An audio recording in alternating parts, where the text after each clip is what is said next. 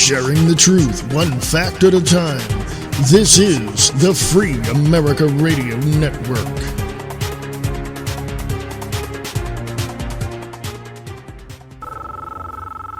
I know you're out there. I know that you're afraid. You're afraid of us. You're afraid of change. I don't know the future. I didn't come here to tell you how this is going to end. I came here to tell you how it's going to begin. I'm going to hang up this phone, and then I'm going to show these people what you don't want them to see. A world without rules and controls, without borders or boundaries. A world where anything is possible. Where we go from there is a choice I leave to you.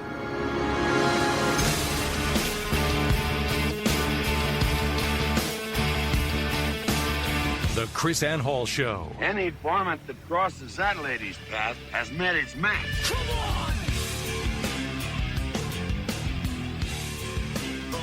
Rise and shine, liberty-loving patriots. Welcome to the Krisanne Hall Show. I am Krisanne Hall. This is not a talk show. This is a teach show, and I am so happy to be here today. I probably sound really echoey because I am in a building, a very large building, where I'm about to teach about the sovereignty of our states and the solution to our out-of-control government.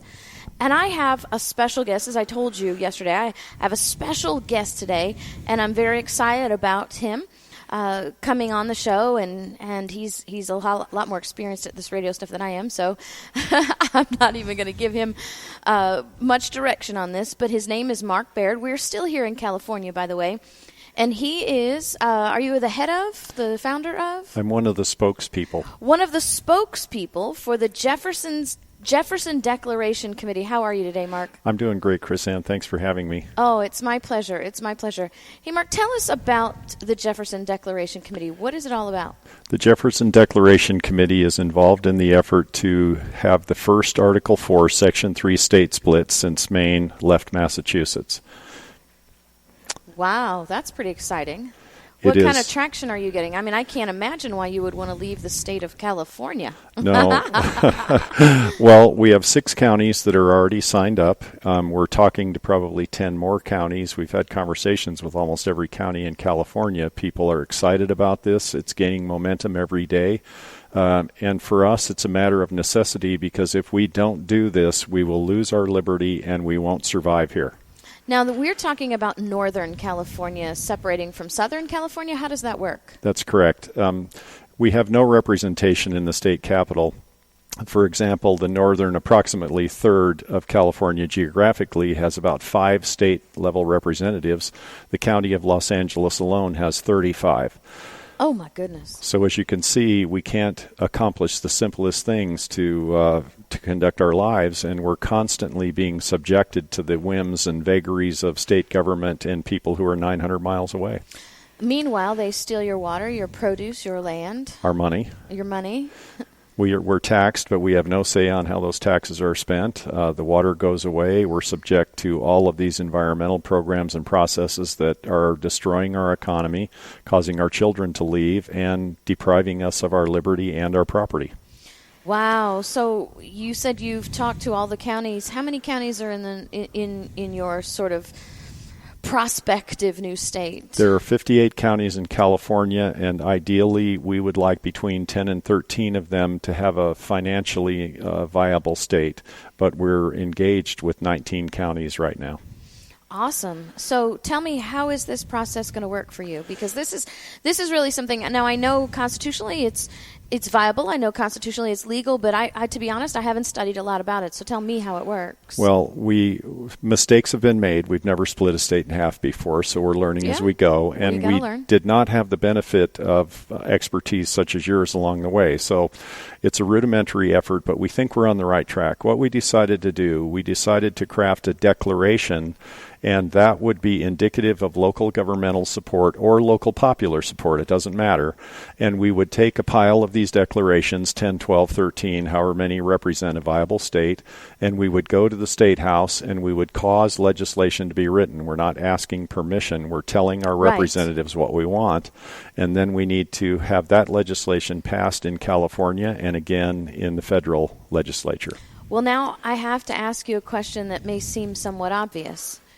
if you don't have representation in the government, how are you ever going to get the votes needed to get this passed? Well, that's an interesting question because even some conservative legislators think we're crazy, but we are the people. And the first line in the Constitution is really interesting. And I read this one day and it gave me a whole new incentive.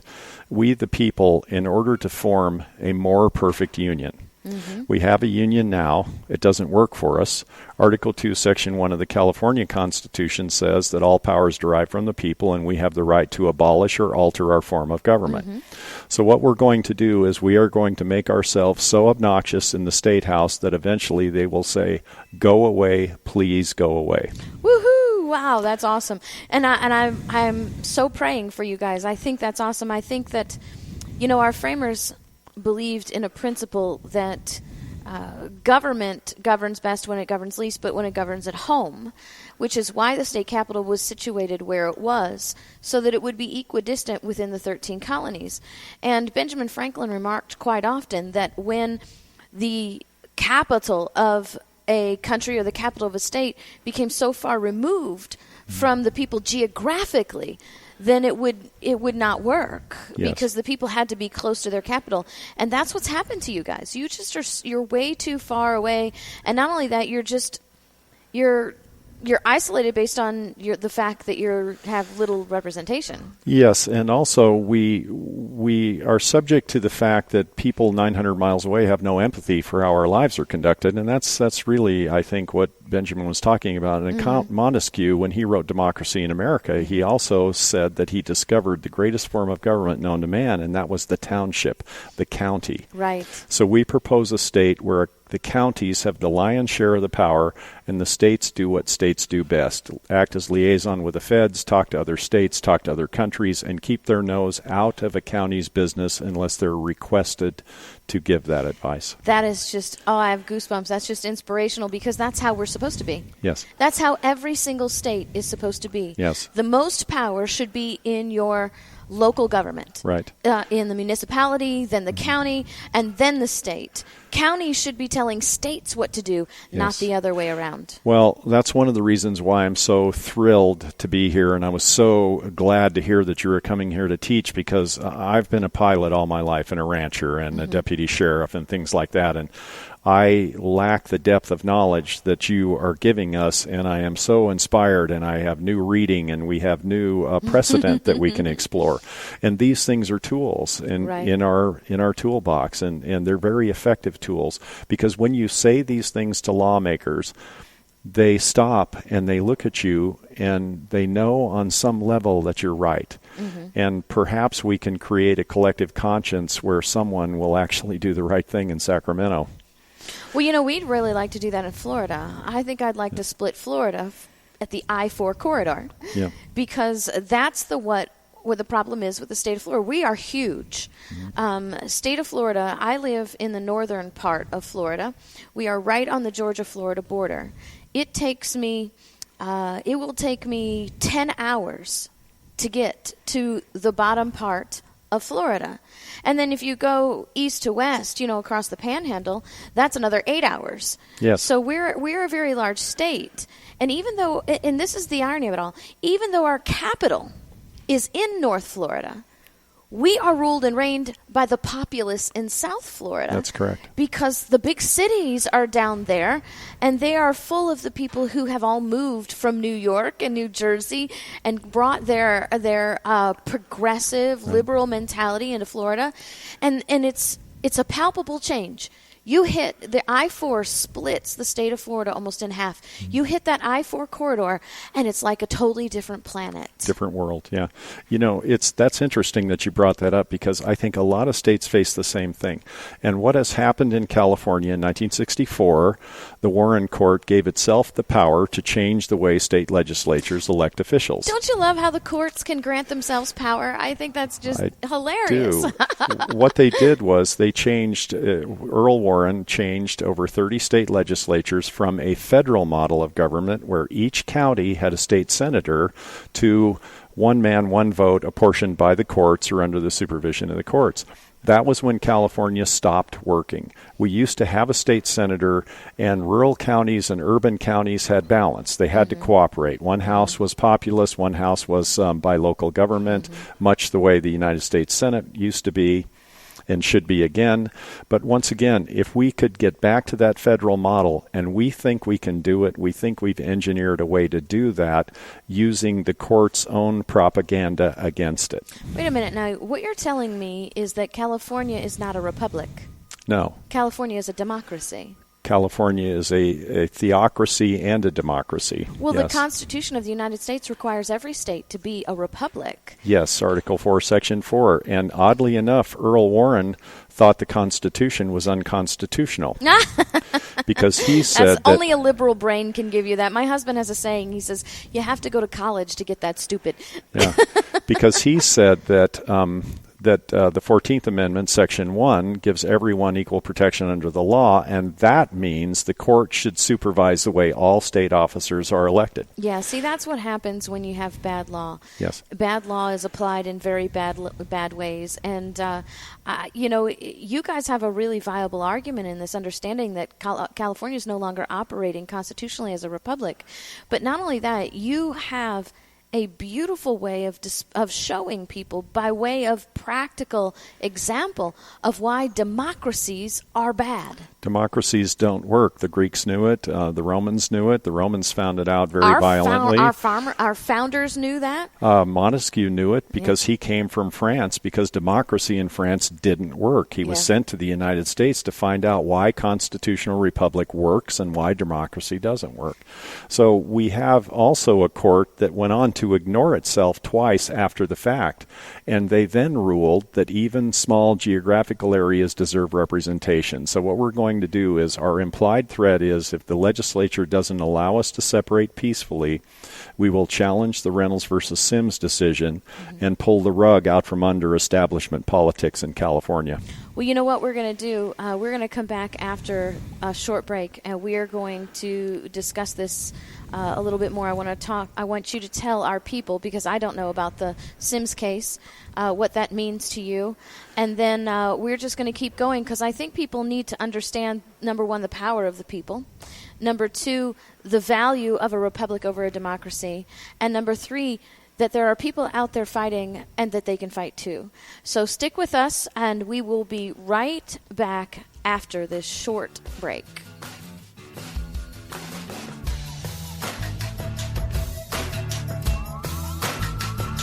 The Krisanne Hall Show. She's Liberty's lobbyist.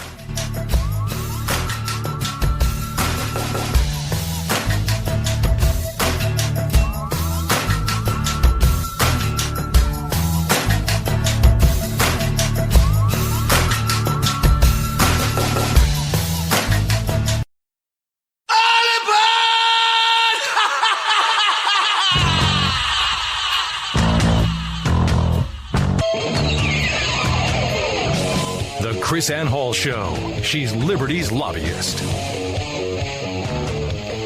Welcome back to the Krisanne Hall Show. I am Krisanne Hall. You can find more information about me at krisannehall.com, Krisannehall.com.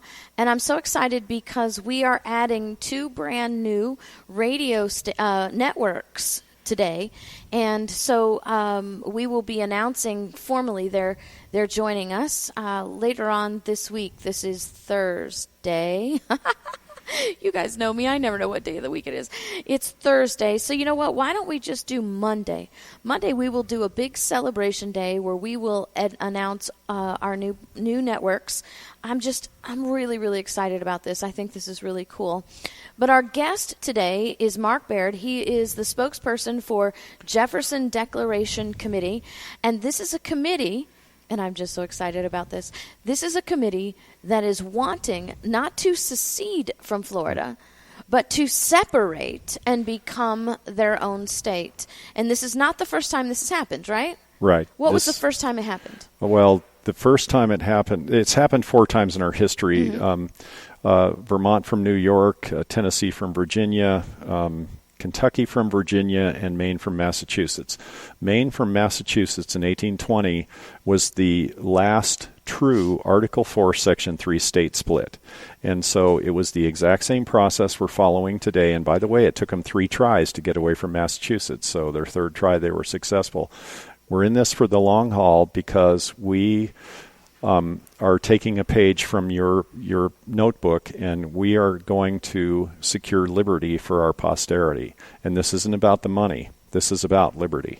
You know, and I don't know if this is going to sound harsh, but I don't think you have anything to lose. We don't. I mean, you either do this or you submit, and submission means destruction. It was interesting because the process we went through to arrive at the conclusion that we had no other method but state split was interesting. My wife and I got a letter in the mail saying that if we didn't get a permit to use our irrigation water, and a $25,000 permit with a ranch management plan and unfettered access to the state and so on and so forth, we'd be fined. And so we went to one of the meetings, and I knew nothing about this stuff. I was asleep like most of the people in this country, just doing my job and raising cows and kids and flying planes. And I asked the guy, I said, "Who is your boss?" And he said, "I don't have a boss." And then I asked him, "Well, who do we appeal to if we think you're being capricious or unjust?" He says, "Well, you can take us to court, but we love it in court because you pay for our lawyers too." And we walked out of that meeting, and then we had the wolf issue, and then we had other water issues, and we had other environmental issues. And we were sitting around one day thinking, how can we address all of these things? How can we be in all of these places? How can we fight all these fights? I don't mean to interrupt you, but I'm sitting here just steaming because you're such a nice guy. That guy, I would have probably been in jail because I would have slapped him in the face. I mean, it is a physical assault to me for him to say, well, because we love the courtroom, because you'll pay for our lawyers too. Someone would have to physically restrain me. I mean, I'm serious. I'm not even exaggerating. We came up with something that was really kind of cool. They had a workshop, and at their next workshop, about 150 of us showed up, and a lot of us had empty holsters with constitutions in them. The third meeting, Fish and Game canceled. I love that. Yay!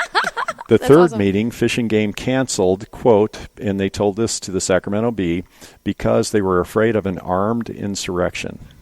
And what we told them was, we will never get your permit, never ever. And every April 1st, I go turn on my irrigation water, and I announce to the press, I'm going to turn on my water. Come and arrest me if you think you can. Right. And they never do. Right. And we've told Fish and Game to go away here several times, and they have.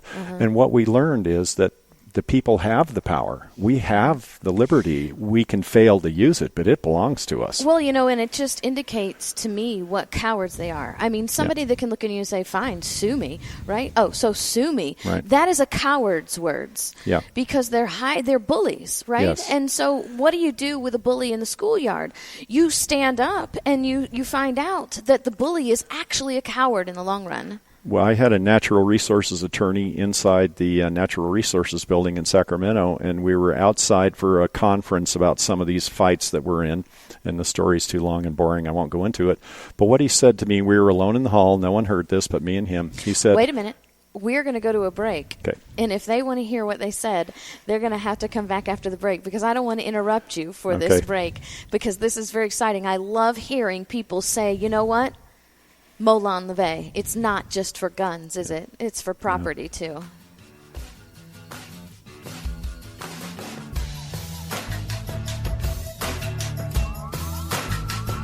The Krisanne Hall Show.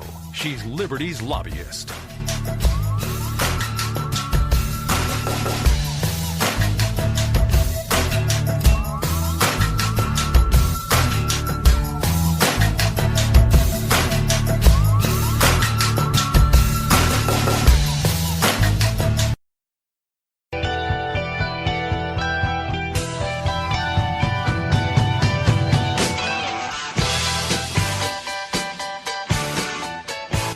The Krisanne Hall Show.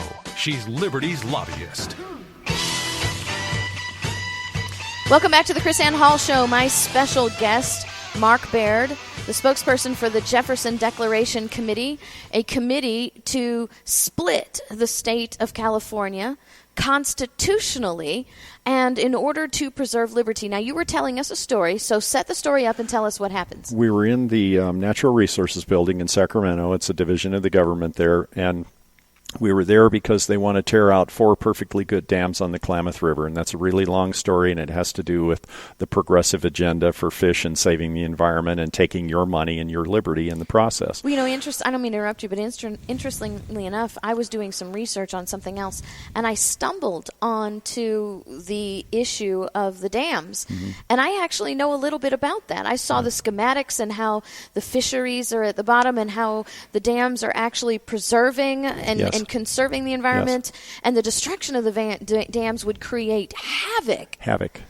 Also, these things aren't about the environment. No, they're about control. yeah. This has nothing to do with water or fish. And we say that all. I have to remind people. I say, look, this has nothing to do with fish. This has to do with control. Yeah, because we already have fish, and we're doing well with fish. Right. So this young man who's an attorney for the state, we were standing alone waiting for everyone else to come in the room to start this brawl. And he says to me, you know what, pal, we're going to save the environment up there even if it's over your dead body.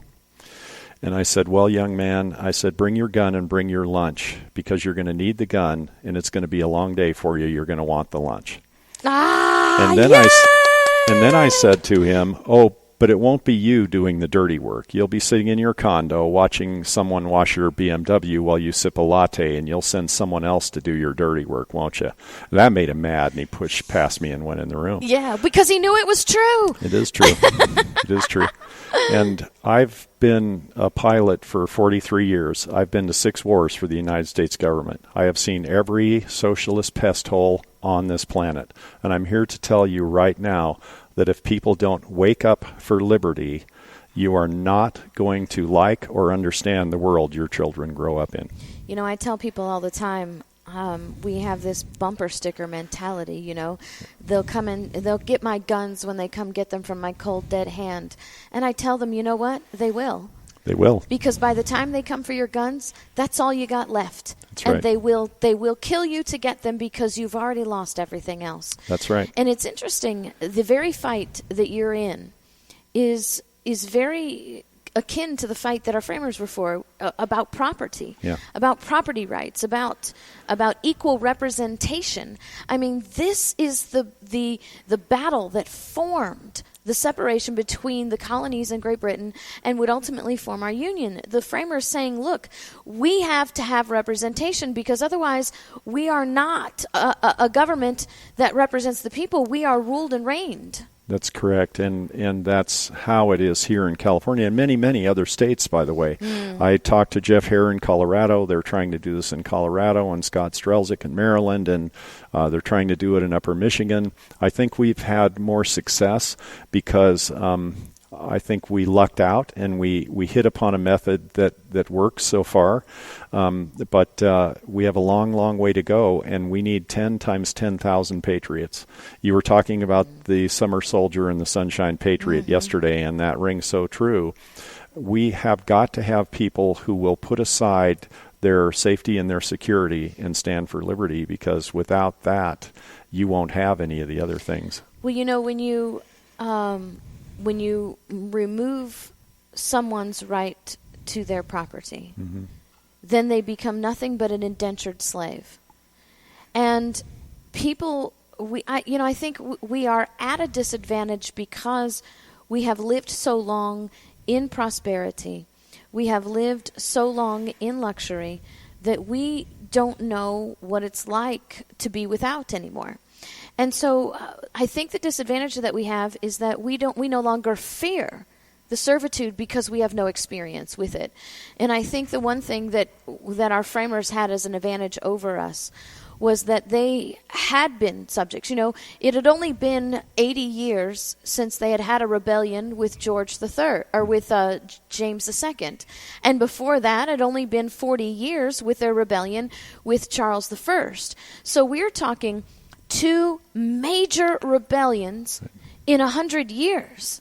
We have gone 200 years plus with one war perpetrated by the federal government on the states, and we think that we are somehow, the pinnacle of society, when in reality, I taught the kids, at a school here in Wairika. It was a charter school, and these were the older kids. And even when I taught them the history, I don't get all political when I teach them history. And when I taught them the history, they got it, and they got angry. Right. Because it's natural. Be. They should be. Yeah. Because people are going to find out when you have no property rights, then you are just a slave. And that's what you guys are trying to wake people up to. That's exactly right. We are trying to wake people up to that, and it's a very difficult job. I was on a conference with a lot of tea parties in California this morning, and I'm not a party member. I'm not a member of any party, by the way. Right. But I was trying to explain to them. Congratulations. You are a free man. What a trough, what a hog trough the water bond is going to be. And I kept saying, but, there must be 10% of the people in this state must be conservative. And when I say conservative, I mean how Edmund Burke coined the term, someone who will conserve their liberty. And I said, certainly we can get 4 million people to get off the couch and come and vote for liberty here in this state. And the gal said to me, well, maybe we can get them on the pocketbook. Nobody really understands liberty, so on and so forth. I was just waiting for that. Well, you say, you need to have Krisanne Hall come down there and teach you. That's why. I wish we could bottle that and put it in a pill. I really do, because it's such an endeavor for you to be every place at once. But we need this knowledge. We are crying out for it, and we will lose everything without it. I sort of chuckled on the inside when you said how Edmund Burke coined conservative, and then I'm wanting to say something, and I'm not wanting to interrupt, and then you said, well, maybe we can get them to the pocketbook, and it's because the word conservative has changed in definition, and that's why you had to make the distinction. Conservative now means I love my money, and I love your money too. Right. So let's figure out how we can keep your money with me. Right. Yeah. And I also go back to something that you said. There's nothing new under the sun, is what I call it, and there isn't. And I've seen this model repeated all over the world. I've seen the regional governance from afar, governance by people who have no empathy for the people. I saw it in Rwanda, the Congo, Somalia, Bosnia, Iraq twice, Afghanistan once. People had better wake up. I can't say it strongly enough. Joseph Stalin would be rolling over in his grave laughing at what because we've done to ourselves in 20 years what he and his friends couldn't do in 100. Well, not only that, in my study of the Russian history, the stuff that I had to do when I was a linguist in the military, the Russian communist revolution in the early 1900s. It's amazing to me how much of their playbook we're using, because one of the very first things that they did was seize up all the farm and ranch land. That's right. And they didn't come and take it from them. No. They came and gave them benefit. And then when they gave them benefit, they said, well, now, since you're using our benefit, we need to make sure that you're using our benefit properly. Right. And then they came and regulated it so much out of their hands. Finally, the farmers and the ranchers could grow nothing unless the government told them they could grow it, raise nothing unless the government said they could raise it. And if the government told them to raise it or grow it and change their mind, and said, no, you have to mow it all down, you're not going to harvest. That's what the people had to do, because the government realized if you can control the food, you can control the people. And Joseph Stalin used that principle to starve 11 million people to death in the Ukraine, and they're still angry about it today. But it's a principle that rings true here again and again and again, and in a million forms, in a million ways throughout the institutions that have become the constitutional republic we used to be. And these things have got to be stopped, and they have to be stopped from the bottom up, because people don't appreciate liberty unless it costs them something. And right now, and Thomas Paine said, what we gather too easily, we esteem too lightly. And so Amen. We are in a situation now, like you said, people don't understand liberty because we take it for granted. And it does cost something. Yes. But right now, we are, as a society in whole, we are so focused on the monetary aspect and the comfort of living that those things have to go away, I think. they will have to go away on a greater scale before people will understand the basic necessities. And they will, because the agenda in this country right now is to impoverish people in the name of saving the environment. That's what they're doing. But that's just the ruse, right? Because it's not in the name of saving environment. It's to impoverish the people, to put them into submission to those in power. This has nothing to do with the environment or fish or trees or anything else. This has to do with power, money, and control. Follow the money. That's where you'll always end up. I had a young guy from Der Spiegel that came over and followed me around for a couple of days because the state split. Der Spiegel? It's the biggest news magazine in Germany. Oh, okay, great. And he came over because they don't understand liberty. They don't understand state split. They don't understand things like that because they've never had liberty. They've always had monarchy and socialism. Well, they know what split is. It's called East Germany and West Germany, but the government did that. Yeah, they know that part. So he asked me, what does it mean? What is this liberty? What does it mean to be an American? And I said, the first concept is the ability to worship God the way you choose, without government intervention and without government regulation and without government interference. And I said, and our Constitution is based on Christian principles. That's the root of the tree of liberty. And if we turn our back on the roots, what kind of fruit do you think we're going to get? Well, Samuel Adams wrote a dissertation in 1772 called The Natural Rights of Man. He says, among the natural rights of the colonists are these: first, life; secondly, liberty; third, property, together with the right to protect and defend them in the best means possible. Right. We have lost perspective of that. We think that our natural right is our home and our job and our bank account and our debit card and our credit card. But the bottom line is your home means nothing if you don't own your property. And if you cannot secure your own property, you cannot secure your liberty. If you can't secure your liberty, you cannot secure your life. Well, so we're going to come back after the break and finish up the show. We'll have a few minutes there, and I want you to tell us what you were about to tell us just now. The Krisanne Hall Show. She's Liberty's lobbyist.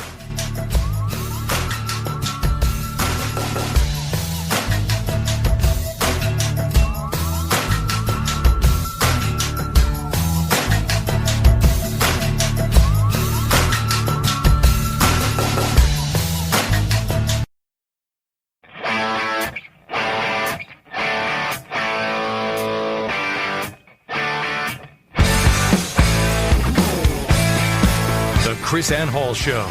She's Liberty's lobbyist.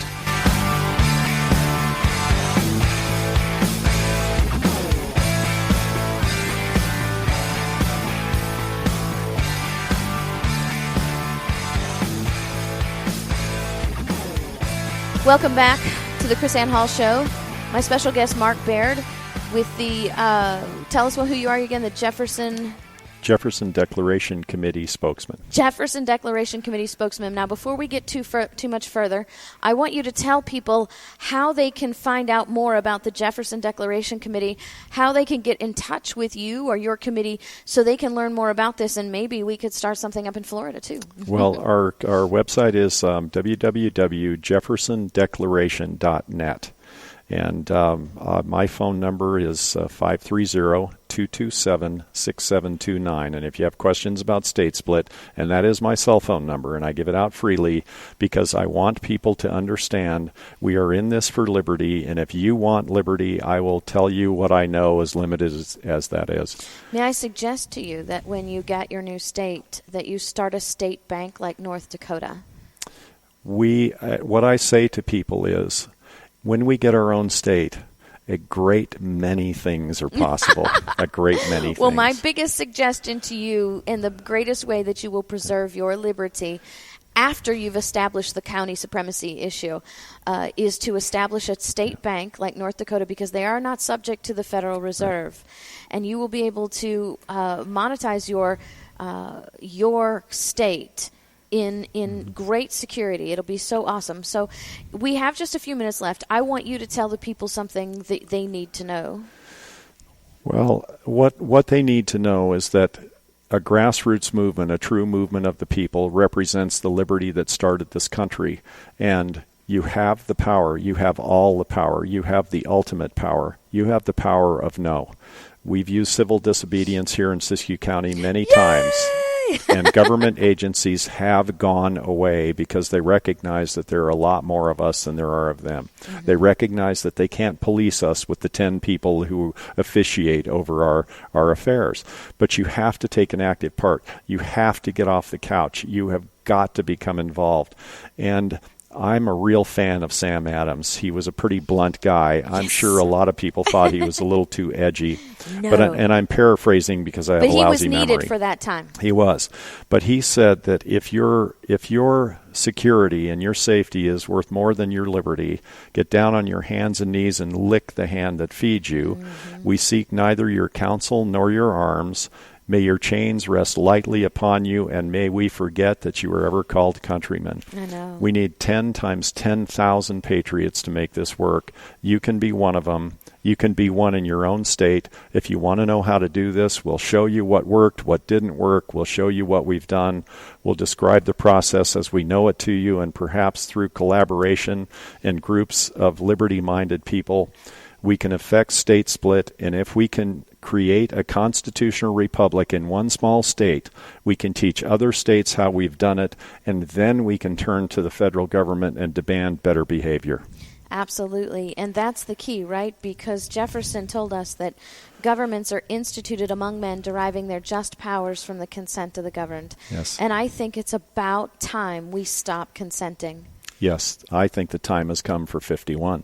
Ah, very good. That's your motto, right? Yeah. So you have a hat on, and it's your state seal. It was a contest in Wairika that was won by a high school kid, and he named the new state Jefferson, and the double X represents double-crossed by Sacramento and double-crossed by Salem, because in 1941, Southern Oregon was part of the attempt. So the double cross to us represents double-crossed by Sacramento, and we are going to do something about it if it takes me the rest of my life. Absolutely. Well, you know what, Mark? We will be praying for you. We need the prayers. And we are going to get this message out far and wide. I will be publishing the website along with this podcast, and I will also be publishing separately a little article on what you guys are doing based on our conversation, and we're going to put that out through social media and through my website, and we're going to get, my name's not Sarah Palin or Glenn Beck, but we are grassroots, and we can make this happen. Thank you so much for being on the show today, Well, thank Mark. you, and God bless you. Thank you for having me. All right. Hey, every day we give you things that you can do to secure liberty. Just pick one and do it, will you? God bless. See you tomorrow.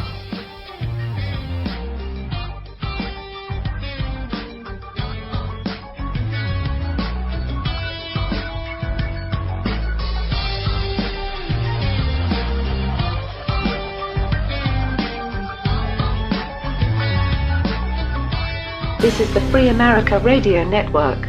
For more information, go to freeamericaradio.us.